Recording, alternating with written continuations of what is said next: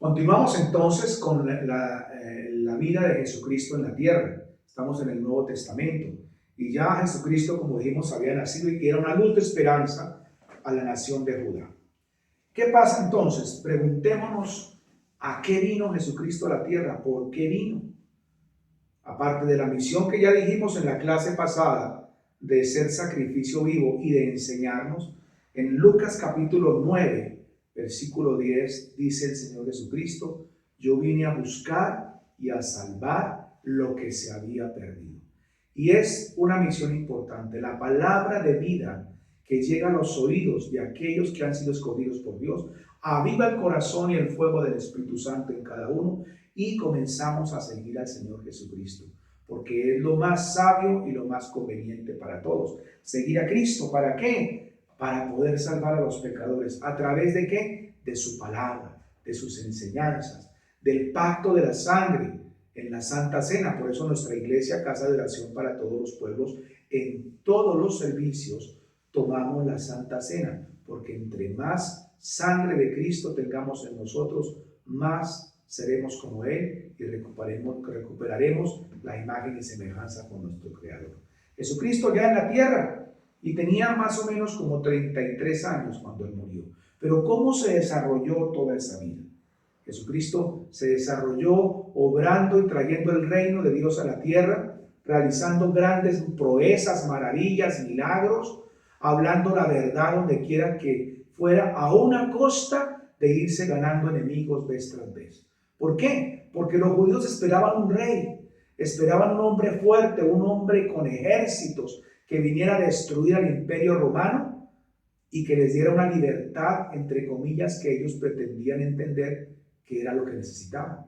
Pero era cosa distinta lo que Dios tenía para ellos. Por eso el profeta Jeremías el profeta Isaías: mis pensamientos no son tus pensamientos, ni mis caminos tus caminos. Una cosa piensa Dios y otra cosa piensa el hombre. Y ahí tenemos nosotros que tener claras las cosas y muy determinados, que a veces pensamos una cosa nosotros, pero Dios piensa otras cosas distintas. ¿Y cómo llegó? Los judíos estaban esperando a que entrara un ejército mucho más poderoso que el ejército romano. Y llegó un hombre en un burrito, en un pollino, y andaba con un poco de gente que no tenía dinero.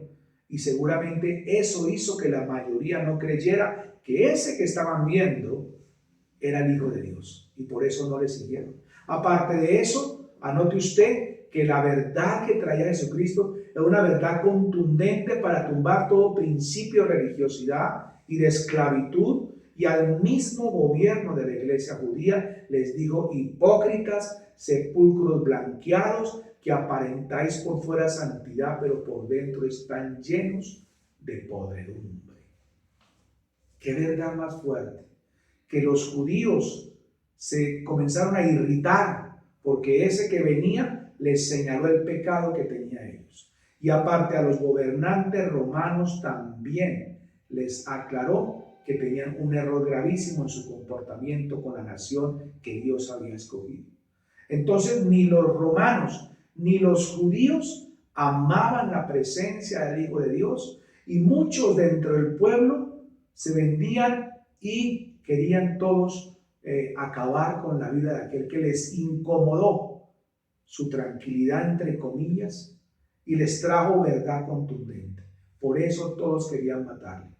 El Sanedrín, el gobierno de la iglesia judía, los romanos y muchos del pueblo que comprendían que era causa de su propio pecado que andaban como andaban, que eran por sus rebeldías, que eran por su idolatría, que eran por ser amigos del mundo en vez de ser amigos de Dios. Y aunque practicaban la religión judía, y aunque iban al templo y ahí se rasgaban las vestiduras, de corazón no amaban a Dios. Era forma, era lo que había. Eran principios de religiosidad contra los cuales el Hijo de Dios viene contundentemente a derribar todo ese principio de religiosidad, a aclararles toda la verdad, a explicarles la Torá, y quedaron todos con la boca abierta, dándose cuenta que estaban equivocados. Los señores gobernantes de la iglesia judía, que se acomodaban y hacían negocios con el imperio romano, se desacomodaron al saber que estaban tan errados que ahí estaba enfrente de ellos toda la verdad que los acusaba en su mente y en su conciencia de que estaban obrando muy mal. Y por eso nacieron odios y rencores y deseos de venganza. Tan cierto es que cuando Jesucristo predicaba la palabra, enviaban espías, fariseos, que se sentaban a oír lo que decía, a ver si encontraban algo para poder acusarlo. Y encontraron muchas razones, pero ninguna sin fundamento. Porque cuando le acusaban, la verdad los destruía a ellos, quitaba todo argumento, porque la verdad es una sola. Entonces Cristo vivió más o menos 33 años. Y no fue que lo capturaran, sino que Él mismo se entregó para cumplir lo que Dios Padre había designado desde el principio, que Él sería el Cordero inmolado y quien llevaría sobre sí todo el pecado de la humanidad. Entre ellos tus pecados y los míos. Y Jesucristo fue a la cruz conscientemente de que ese sacrificio borraría el pecado de toda la humanidad. Y eso ocurre cuando tú aceptas a Cristo en el corazón.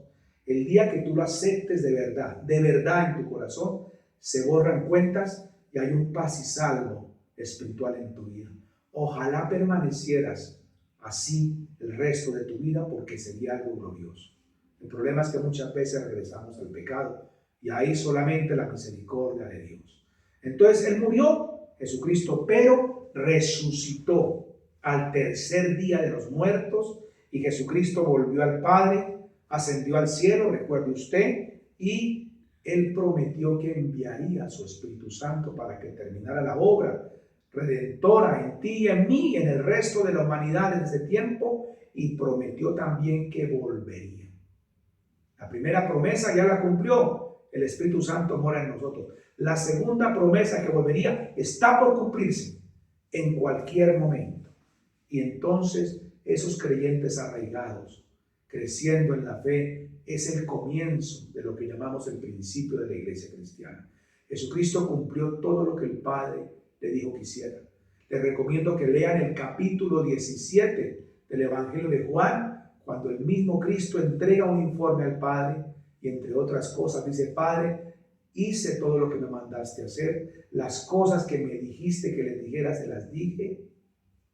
Y Él además te da una promesa y dice al Padre: yo quiero que donde yo estoy, ellos también estén, o sea, tú y yo.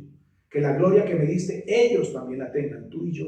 Es una promesa grande. Y en Mateo 28, Jesucristo envía a los discípulos, dice: toda potestad me es dada en el cielo, por lo tanto, id y haced discípulos, bautizándolos en el nombre del Padre, del Hijo y del Espíritu Santo, y enseñándoles todas las cosas que yo os he enseñado. Y da esta promesa y quiero que la recibas en tu corazón.